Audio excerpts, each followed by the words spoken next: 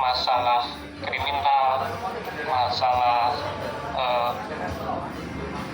kebersihan kota ya, termasuk pengelolaan sampah, kemudian masalah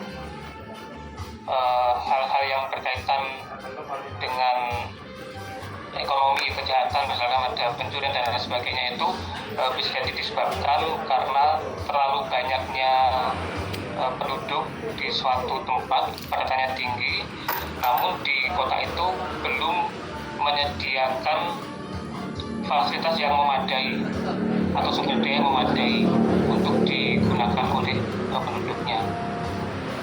Mungkin itu Pak Bin. Oke, terima kasih. Kaitan dengan populasi ya, penduduk ya ini menarik ya. Karena memang kalau kita melihat ya kaitan dengan perkotaan, selalu saja hampir semua pembicaraan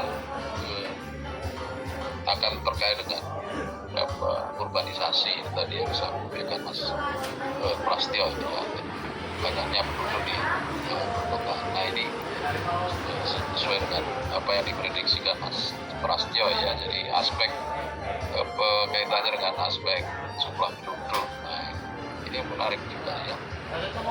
Proyeksi persentase penduduk perkotaan pedesaan tahun 45 ya, kita sedang banyak karena pemerintah itu visinya sampai 45, maka kita data-data itu yang kita sampaikan juga ya prediktif ya, tahun 45 ternyata bahwa tingkat pertumbuhan penduduk di perkotaan itu mencapai 2,7 ya, dan lebih tingkat nasional. Kalau kita melihat persentase penduduk pedesaan itu dari tahun ke tahun memang mengalami penurunan ya. Persentase penduduk perkotaan itu akan mengalami kenaikan terus. Jadi diperkirakan misalnya itu tahun 2025 sekarang ya, itu kan sudah 68% itu tinggal di kota-kota ya. Nah ini yang jelas. Jadi ada persoalan di perkotaan. Bahkan tahun 45 diperkirakan sampai 82% penduduk di Indonesia akan tinggal di kawasan perkotaan. Jadi kawasan ya, jadi istilahnya kawasan perkotaan. Ini prediksi yang terjadi kan ya. Nah ini makanya pertanyaan kita itu tadi sebenarnya sudah diduga oleh Mas Prastio ya. Jadi perkotaan itu kaitannya dengan aspek urbanisasi ini ya, pada terpenduduk itu. Karena itu ini kita melihat bahwa besok ke depan itu banyak numpuk di perkotaan ya, ini yang terjadi ya. Tahun 2010 sih orang desa sama kota hampir sama, tapi sekarang sudah jelas ya. Jadi orang banyak tinggal di perkotaan dan ini sangat tinggi sekali ya, sangat tinggi lah. Dari gambaran ini. Nah, pertanyaan saya kemudian juga sama teman-teman, kira-kira refleksi apa ya tahun 45 itu penduduk banyak kota yang ditinggali banyak penduduk, desa semakin tinggalkan banyak orang. Kira-kira apa yang akan terjadi di pedesaan ini? Bukan di perkotaannya, saya kita tanya desaannya apa ya? Mas Prastio kira-kira apa sih? KP urbanisasi kira-kira apa ini terjadi? Jadi kalau menurut saya, kalau melihat grafik ini ada dua kemungkinan. Yang pertama adalah kenapa kemudian di 2045 itu tingkat penduduk desa yang mengalami penurunan. Bisa jadi desa-desa yang sekarang ini adalah sebuah desa, sebuah wilayah yang dikarakteristikkan menjadi sebuah desa, di 2045 itu sudah berubah menjadi perkotaan, sehingga secara tidak langsung ya penduduk yang ada di situ otomatis akan menjadi penduduk kota. Dan jumlah desa-desa yang di Indonesia kemungkinan juga mengalami pengurangan, dan kotanya mengalami peningkatan, kawasan perkotaannya, sehingga penduduknya pun akan lebih banyak disebut sebagai penduduk perkotaan.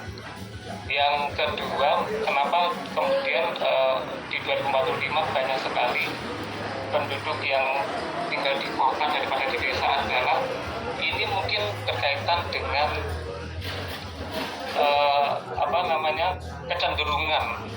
kecenderungan penduduk kita ini saat ini lebih memilih pekerjaan di sektor non agraris.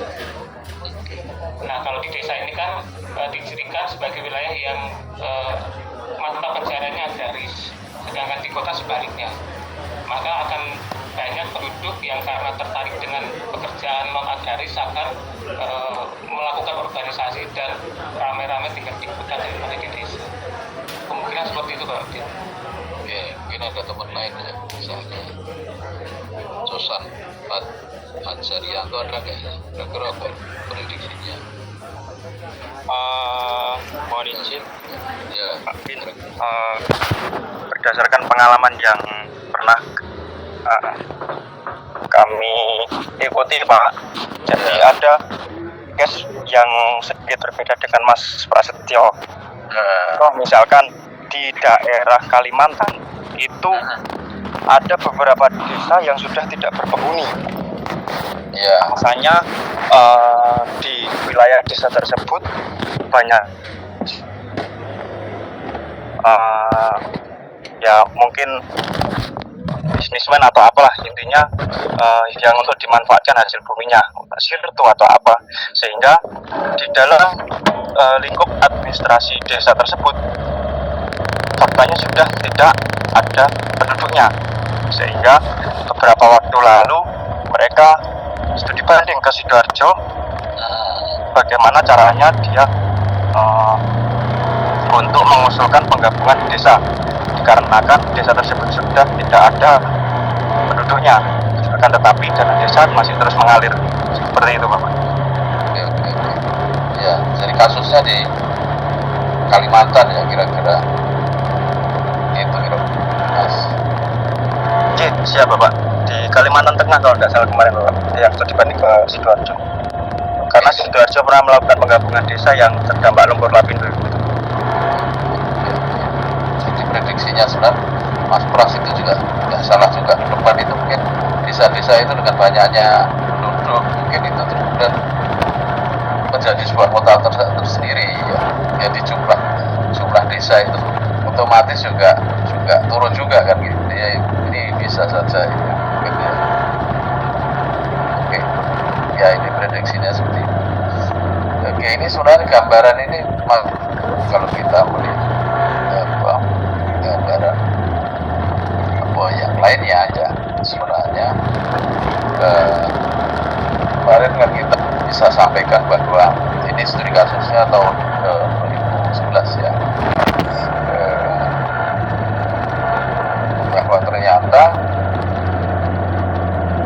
kalau kita bicara tentang tipologi kota kita di Indonesia itu sebenarnya memang dari tipologi kotanya dulu ya, itu memang yang paling banyak itu adalah kota-kota yang sedang. Kota sedang itu kota yang dari kita sampaikan jumlah penduduknya itu kriterianya 100.000 menjadi 500 ya. Ini di Indonesia yang terakhir tahun 2011. Yang kecil 11. Kemudian yang metropolitan yaitu yang lebih dari 1 juta itu ada 14. Jadi kemungkinan ini tahun 2025 juga perubahannya juga besar ya. Mungkin yang metropolitan itu jumlah 1 juta itu kan kemudian juga sangat banyak sekali, ini mungkin terjadi. Jadi kalau kita melihat untuk sementara ini 5 tahun dari tahun 2006 sampai 2011 memang kota sedangnya itu sekitar 100.000 sampai 500 itu dari 96 kota sebenarnya yang disurvei itu memang paling banyak ada di situ ya, kota sedangnya daripada yang lainnya. Ini contoh ke data yang ada. Kemudian yang berikutnya adalah kaitannya dengan proyeksi persentase. Nah ini juga. Ini teman-teman gimana kira-kira melihat semacam ini ya? Dari Mas Prastio sudah, Mas Fajar sudah. Mungkin ada kawan yang bisa lihat ini. Mbak Patricia. Ada nggak Patricia? Ya Pak, ada Pak. Kira-kira gimana Mbak? Lihat proyeksi persentase penduduk kota 2011 sampai 2045 ini.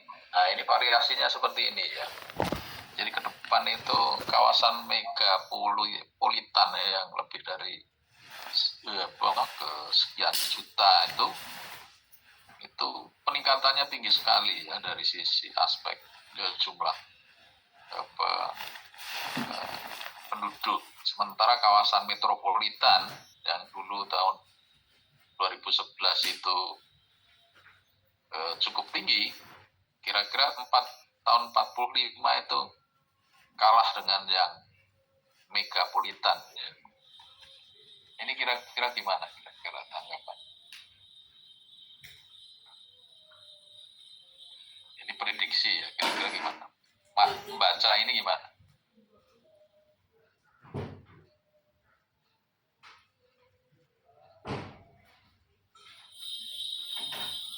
Metropolitan ada lagi satu lagi yang megapolitan ya.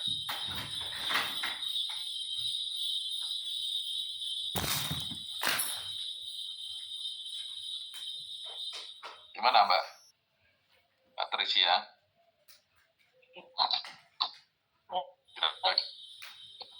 Nih, kalau dilihat dari tabel ini kan Ya. kawasan metropolitan ini kan yang warna hijau itu ya Pak? Bukan? Yang warna hijau, ya warna hijau kan metropolitan ya. Tahun 2030 besok itu sudah mulai turun ya. Sampai di 2045 juga semakin turun kayaknya ya Pak. Ya, kira-kira apa ini yang terjadi ya kira-kira ya? Apa bisa terjadi kira-kira apa ya?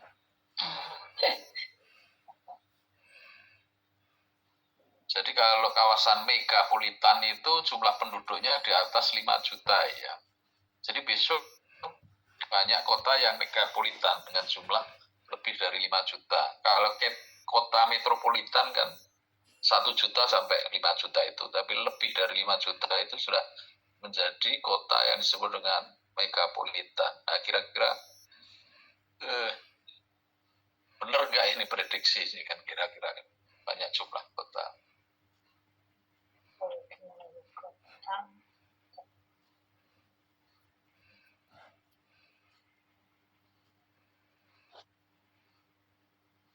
Mungkin jumlah penduduk ini semakin banyak ya Pak ya. Untuk yang megapolitan ini tahun 2045 kan semakin tinggi ya Pak. Ya, apa kira-kira prediksi ini terjadi karena apa ya kira-kira ya? Misalnya itu benar